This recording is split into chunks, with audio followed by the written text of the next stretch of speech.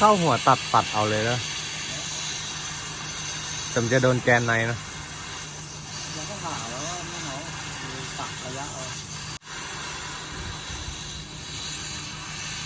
ผมว่าถ้าเจาะให้มันบางน่าจะออกง่ายกว่าถ้าเรามีเครื่องกึ่งเราก็กึ่งออกนะกึ่งมันบางแล้ว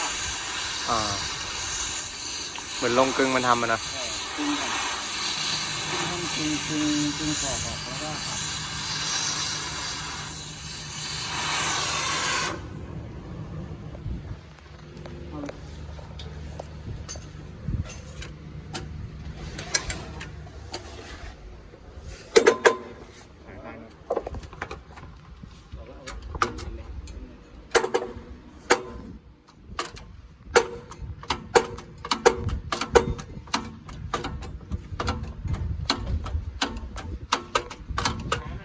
พี่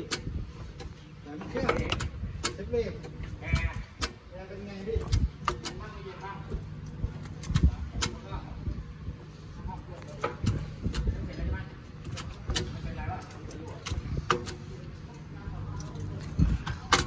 นั่นเลยวะ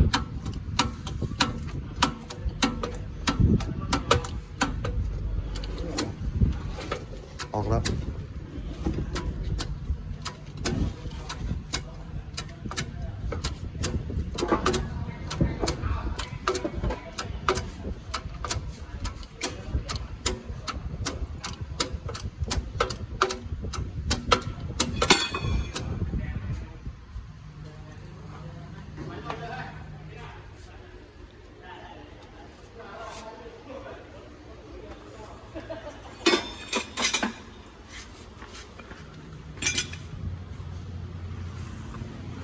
จับดีๆนะช่าง